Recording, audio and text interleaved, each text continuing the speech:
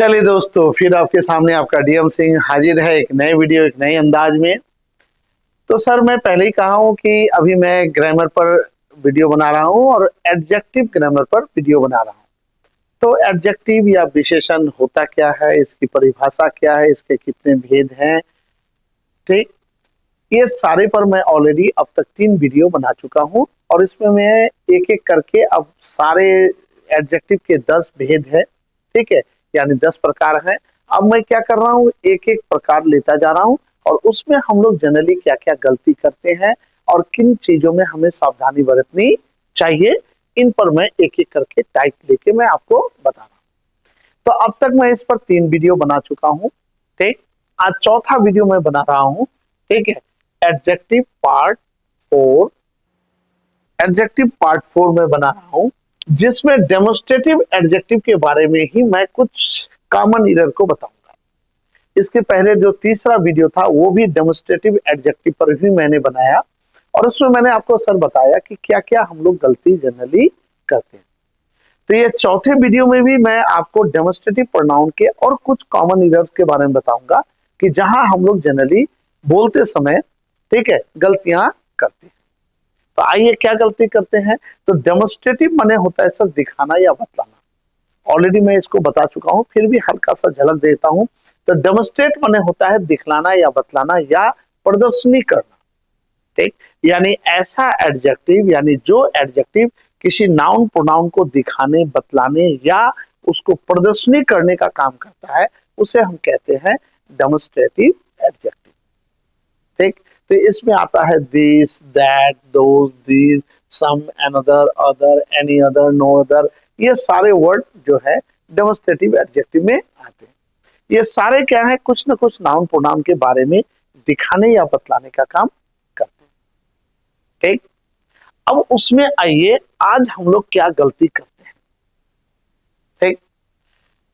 Another और सम, any और any other में हम लोग जनरली क्या गलती करते हैं, इस बात पर आइए, इसी बात पर हम लोग चर्चा करेंगे, ठीक है।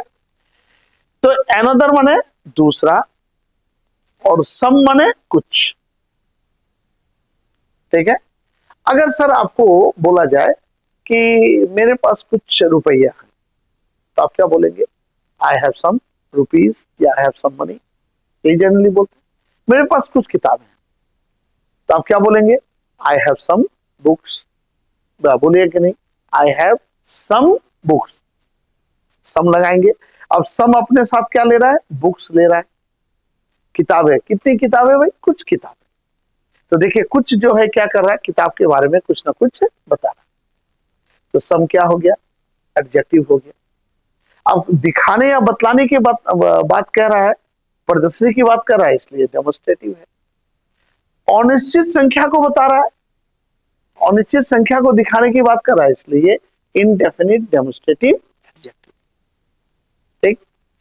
अब आप बोलेंगे सर हम लोग तो समझ गए कि ये डेमोन्स्ट्रेटिव एडजेक्टिव, गलती क्या करते हैं, एकदम आइए। अब आपको कोई बोलेगा भाई तुम्हारे पास कुछ रुपया है, तो हाँ मेरे पास कुछ रुपया है, आई हैव सम मनी या आई हैव सम रुपीज, बोलेंगे, ठीक। अब मान लीजिए वो अफर्मेटिव में जवाब दे रहे हैं, हाँ में जवाब दे रहे हैं। अगर आपको नेगेटिव में जवाब देना है, मान लीजिए, ठीक है, कि क्या कोई अगर आपसे पूछा क्या रे कुछ पैसे हैं, नहीं मेरे पास कुछ पैसे नहीं है यार, वो कुछ भी नहीं है मेरे पास, कुछ पैसे नहीं है, तो आप बोलेंगे क्या, I have not some money, बोले सर हाँ में जब आप बोले आई हैव सम मनी, तो ऑटोमेटिकली आपके दिमाग में बात सेट क्या है, अगर नेगेटिव में बनाना है तो आप क्या बोलेंगे, I have not some money, बोलिए बोलिएगा कि नहीं, एकदम। या बहुत आदमी बोलेगा I don't have some money, मेरे पास कुछ भी रुपया नहीं है।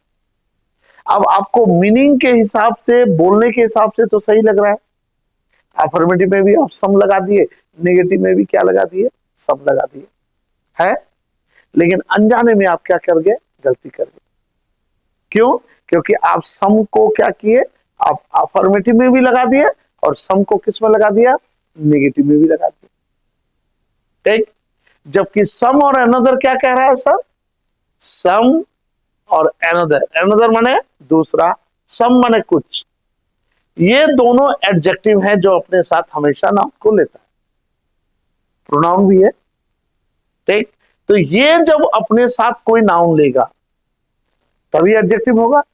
लेकिन ये दोनों कह रहा है कि हम मेरा प्रयोग किसके साथ करो, हमेशा अफर्मेटिव सेंटेंस के साथ, यानी हाँ वाला सेंटेंस के साथ करो, अफर्मेटिव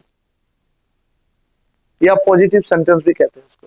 ठीक है, तो ये कह रहा है एनोदर और सम कह रहा है कि मेरा प्रयोग हमेशा अफर्मेटिव सेंटेंस में करो, यानी हाँ वाला नहीं। तुम्हारे पास कुछ रुपया, हाँ है, यानी आई हैव सम मनी, सही है, या I have some books, I have some rupees, सही है। क्यों? क्योंकि आपने जैसे यहां देखिए आई हैव सम बुक्स, अब सम का प्रयोग मैंने किसके साथ किया है, बुक में। तो सम क्या बता रहा है, किताबें, कितनी किताबें भाई, कुछ किताबें। अब ये सम किताबों को दिखा के संख्या की बात कह रहा है, इसलिए ये हो गया डेमोस्ट्रेटिव एडजेक्टिव। क्यों? बुक क्या हो गया, नाउन हो गया। ठीक, लेकिन सम कह रहा है कि मुझे हमेशा अफर्मेटिव वाक्य में ही रखो।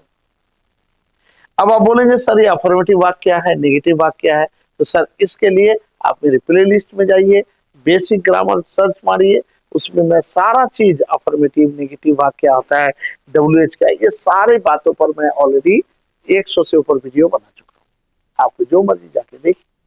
ठीक, तो सर तो सम कह रहा है, एनोदर कह रहा है कि आप मेरा प्रयोग हमेशा अफर्मेटिव वाक्यों के साथ कीजिए, जिसमें क्या है, तुम्हारे पास कोई दूसरी किताब है, हाँ है ना, तो आई हैव अनदर बुक, एकदम बोल सकते। तो सम और अनदर ये भी sir demonstrative, indefinite demonstrative adjective है। क्यों?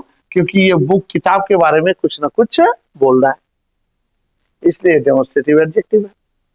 तो अनदर और सम कह रहा है कि सर भाई हम दोनों का प्रयोग जो है वो किस में करो, हमेशा अफर्मेटिव वाक्य में करो।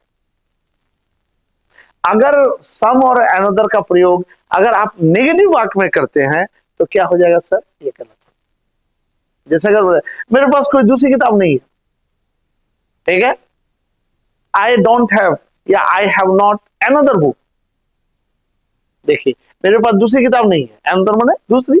आप बोलेंगे मेरे पास दूसरी किताब है, I have another book, yes सही है। लेकिन अगर आप बोलते हैं मेरे पास दूसरी किताब नहीं है, आई हैव नॉट या आई डोंट हैव अनदर बुक, देखिए आप अनदर का प्रयोग किस में कर दिए, नेगेटिव के साथ कर दिए। और जो ही नेगेटिव के साथ किए ये कहेगा बंदा मेरे साथ गड़बड़ हो गई, यानी मुझे हमेशा किसके साथ प्रयोग करना चाहिए, यानी सम और अनदर कह रहा है कि मेरा प्रयोग हमेशा अफर्मेटिव वाक्य के साथ करो। अगर आप इनका प्रयोग नेगेटिव वाक्य के साथ करते हैं सर तो वाक्य क्या हो जाएगा, गलत हो जाएगा। ठीक, उसी तरह एनी माने कोई, एनी अदर माने कोई दूसरा, ये दोनों भी एडजेक्टिव है।